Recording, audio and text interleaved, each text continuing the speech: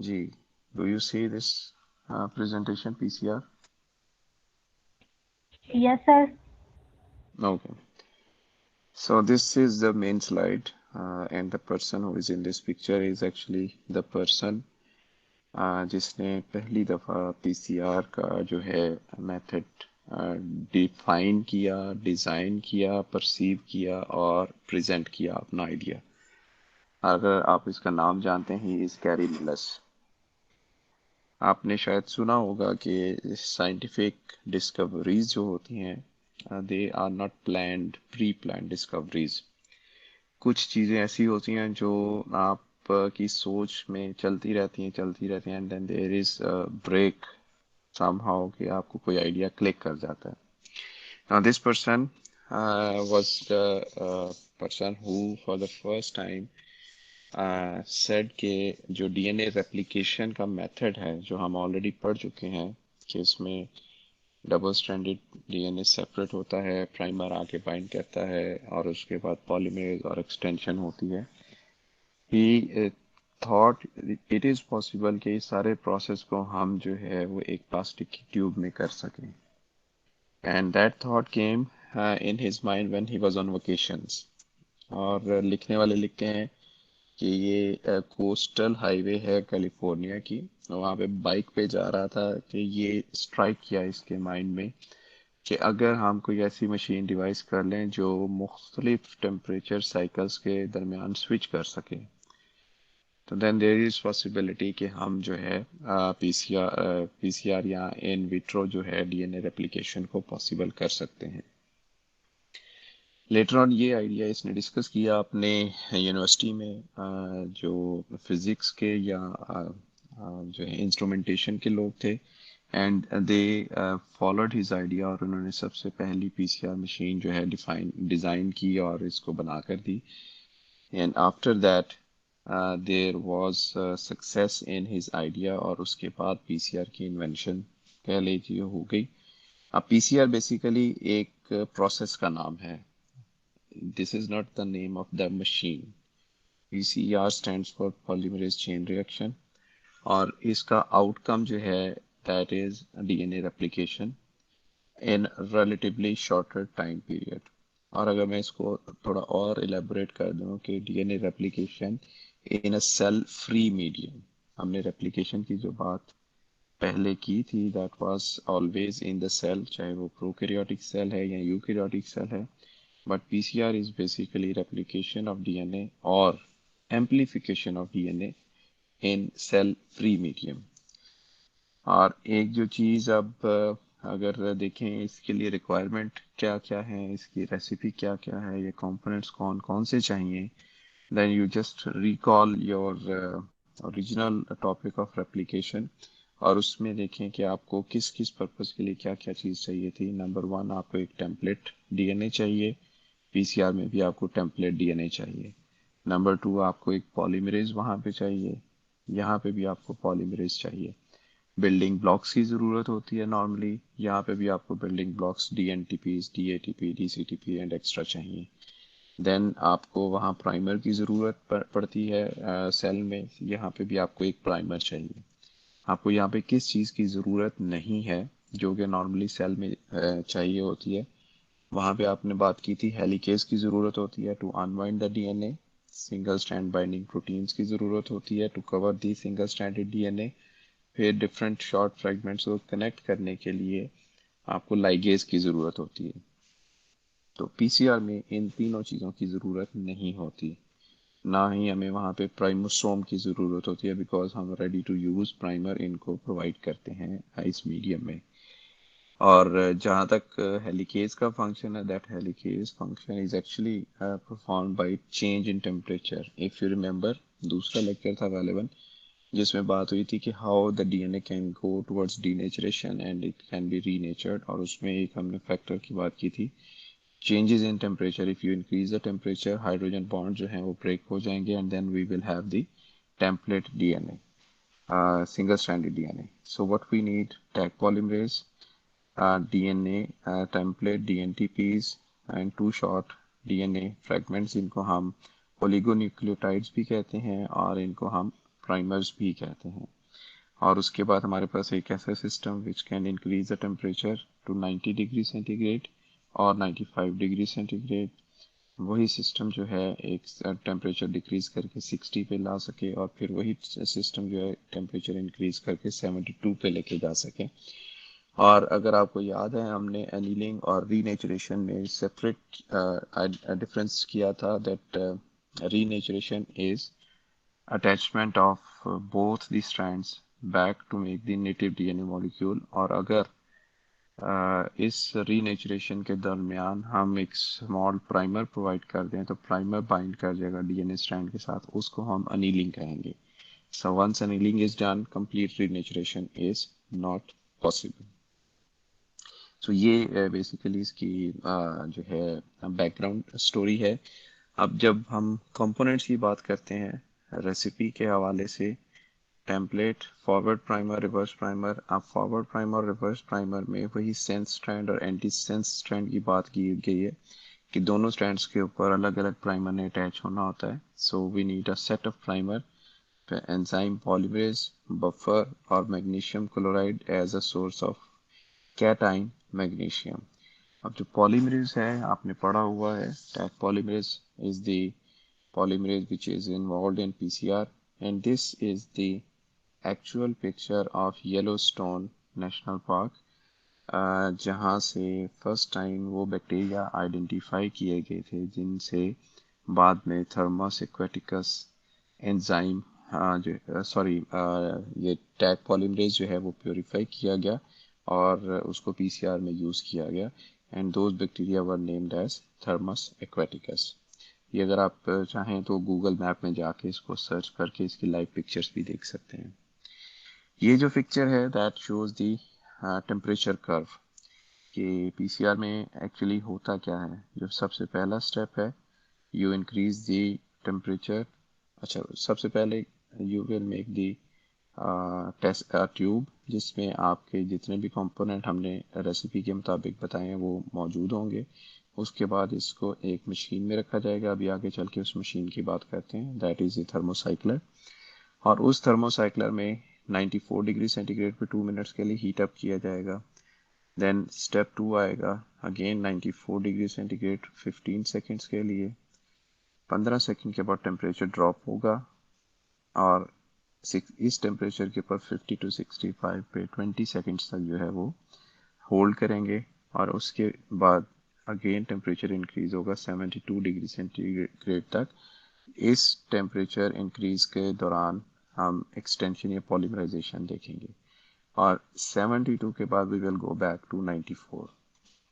सो पहले 15 second is denaturation, दूसरे 20 second is annealing, and the third 1 minute at 72 degree centigrade is elongation कह लें या फिर polymerization कह लें।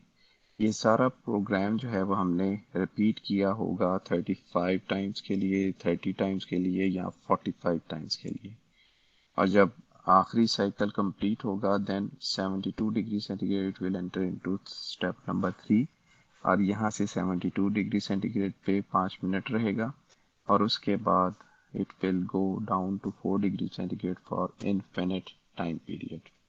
सो this is what actually is going to happen in the thermocycler. ये एक जनरलाइज्ड पैटर्न है, जनरलाइज्ड जो है कर्व है। अभी तक के लिए कोई क्वेश्चन अगर पूछ लें, अदरवाइज फिर हम आगे चलते हैं। सर वो जो आपने नाम बताया था वो दोबारा बता दें। थर्मस थर्मस पता नहीं aquaticus, bacteria. Thermus aquaticus, thermos from temperature, aquaticus from water. और ये जो जी येलोस्टोन नेशनल पार्क है, इस के जो ये आप इसको कह लें जो चश्मा है या पॉन्ड है, इसमें जो वाटर है that has a temperature, normally that has a temperature above 90 degree centigrade और 100 डिग्री सेंटीग्रेड। और इसकी रीज़न क्या है, अगर आपने केमिस्ट्री में पढ़ा हुआ है कि कुछ चश्मे होते हैं जो हॉट वाटर स्प्रिंग्स कहलाते हैं, और उसकी हॉट वाटर स्प्रिंग्स जो हैं वो बाय नेचर होते हैं, and the reason is that कि उस पर्टिकुलर जियोग्राफी में हाई सल्फर जो है वो डिपॉजिट्स होते हैं, उसकी वजह से वहाँ पे फिर पानी जो आता है वो बॉइलिंग टेम्परेचर तक पहुंच जाता है। जी, यहाँ तक बात क्लियर है?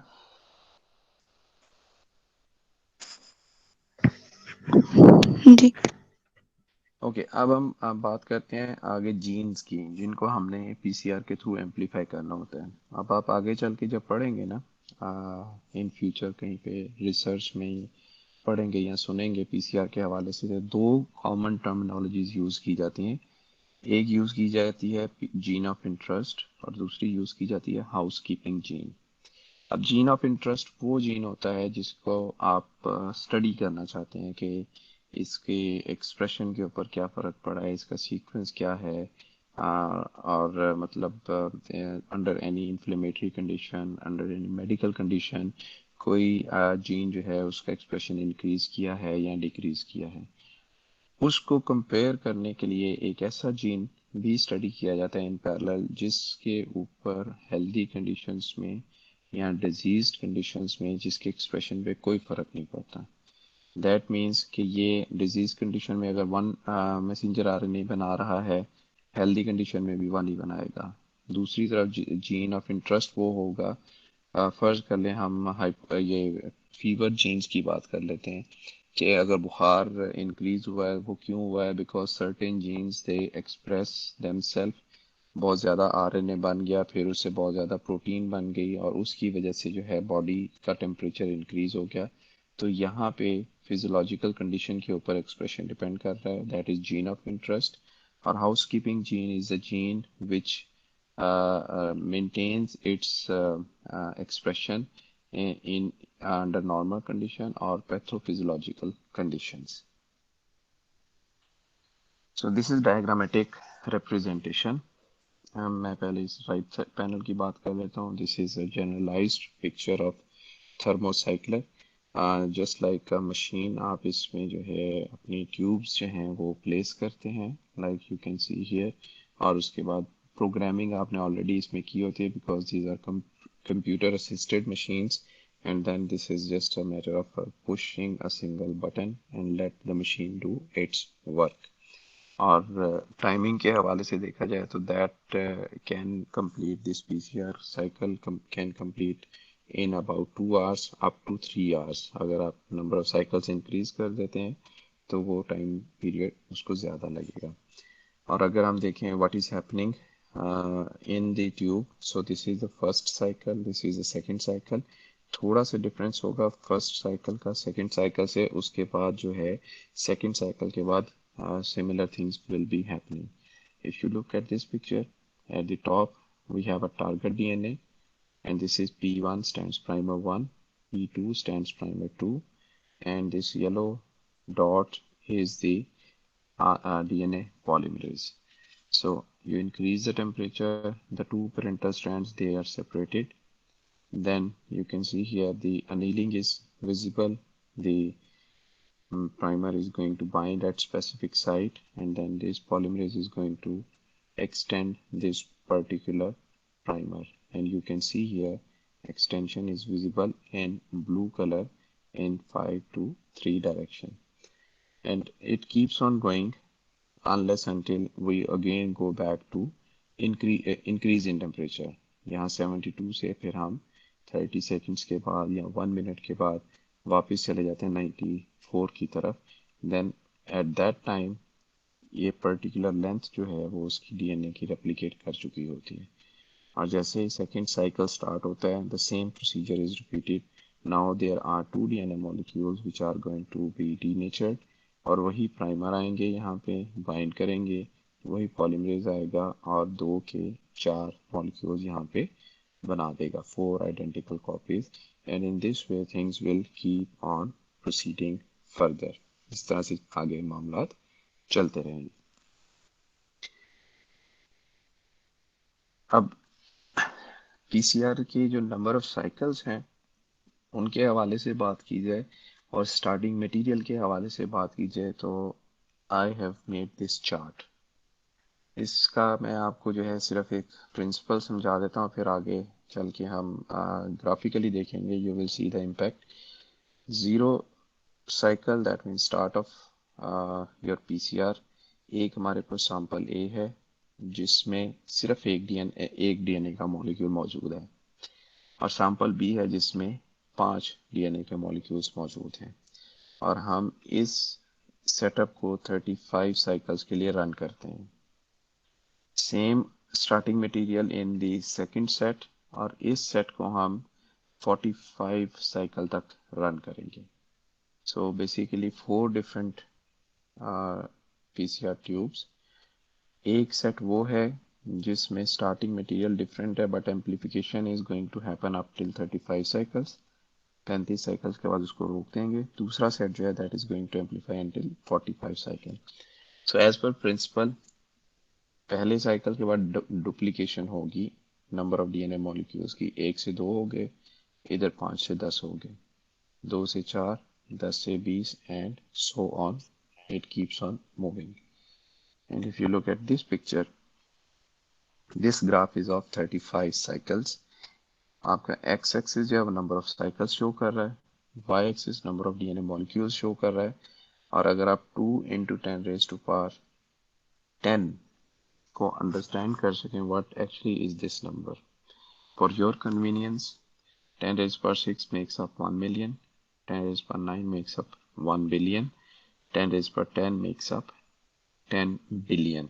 So our first graph legend shows that this is 20 billion value.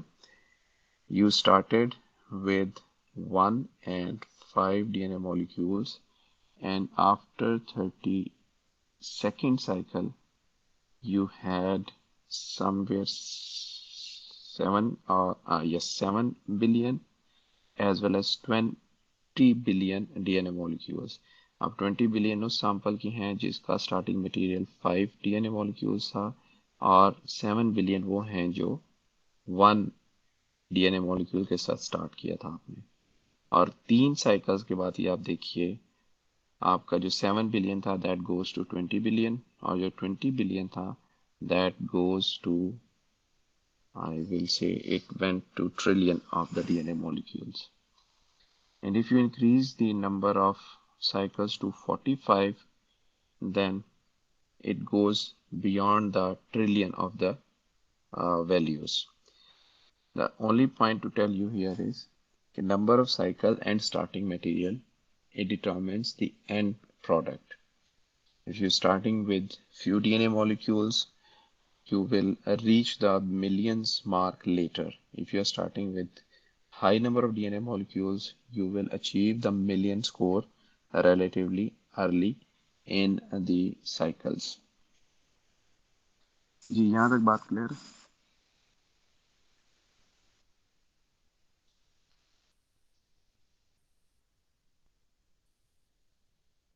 Any one of you?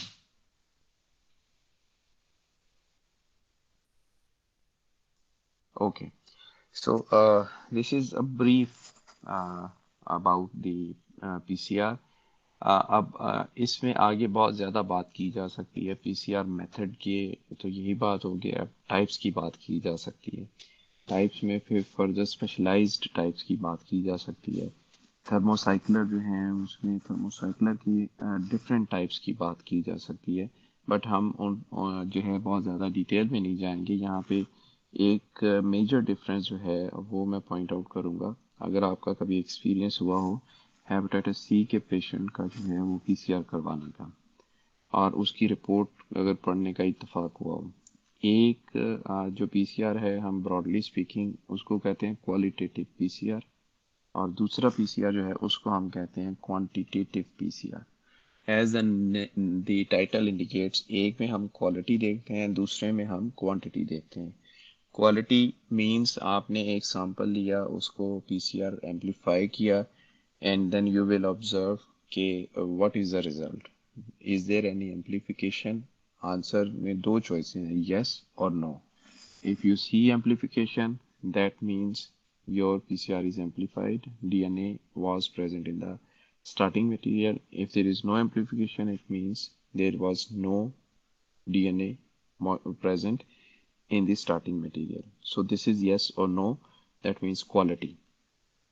Quantitative में क्या होता है, that you start with a certain number of DNA molecules, and then at the end you get actual number of DNA molecules which are present in your PCR tube after amplification.